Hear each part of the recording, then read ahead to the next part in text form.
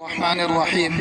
سامعین، یہ مسئلہ لوگوں کے ذہن میں کھٹکتا ہے کہ جو لوگ قربانی کرتے ہیں آیا وہ اپنے ناخن اور بال کاٹ سکتے ہیں یا نہیں ہے۔ اس کے بارے میں آپ کو مدلل اور مفصل یعنی صاف ستھرا آسان انداز میں بتاتے ہیں۔ اس کا مسئلہ یہ ہے کہ قربانی کرنے والوں کے لیے مستحب ہے ذی الحجہ کا مہینہ شروع ہونے کے بعد سے اپنی قربانی تک، جب تک وہ قربانی نہ کر لے، ذی الحجہ کا مہینہ شروع ہونے کے بعد سے اپنی قربانی تک، یعنی جس دن ذی الحجہ کا چاند نکلا اس وقت سے لے کر قربانی کرنے تک۔ اب قربانی پہلے دن کرے، دوسرے دن کرے یا تیسرے دن کرے، آخری وقت میں کرے، تو اپنی قربانی کرنے تک ناخن اور بال نہ کاٹے۔ یہ نہ کاٹنا مستحب ہے۔ اس کے ساتھ ایک شرط یہ بھی ہے، جب کہ ناخن کاٹے ہوئے اور موئے زیر ناف اور بغل کے بال صاف کیے ہوئے ہوں، جبکہ ناخن کاٹے ہوئے ہوں، ہاتھ پاؤں کے ناخن کٹے ہوئے ہوں اور بغل کے بال اور موئے زیر ناف کے نیچے کا بال بھی صاف کیے ہوئے ہوں، 40 دن کی مدت نہ گزری ہو، یعنی ذی الحجہ کا جب چاند نکلا تو اس وقت ناخن اور بال کو 40 دن کی مدت نہ گزری ہو۔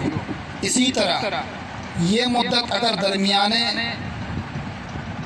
عشرہ یعنی ذی الحجہ کا جو پہلا عشرہ ہے 10 دن ہے، اس کے بیچ میں اگر 40 دن ہو جاتے ہیں تو بھی اس کے لیے ضروری ہے۔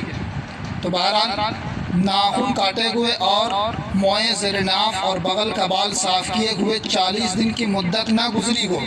اگر 40 دن ہو چکے ہوں تو ان سب کی صفائی لازم ہوگی، ورنہ تو گنہگار ہوں گے۔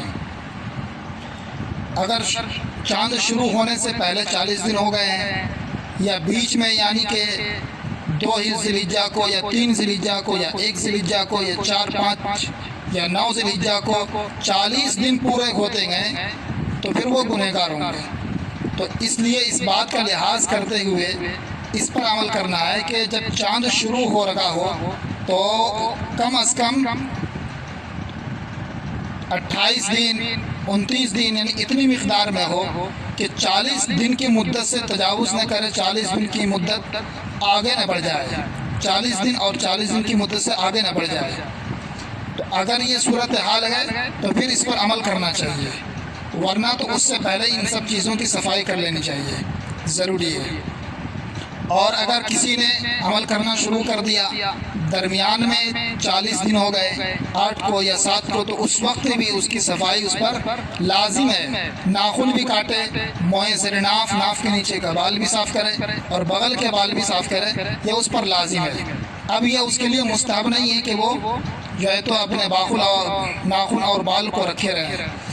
حوالے کے طور پر شامی معدر کتاب الصلاۃ مطلب فی ازالۃ الشعر والظفر فی اشر ذی الحجہ،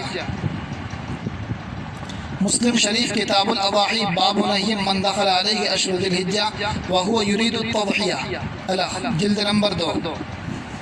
فقط والسلام۔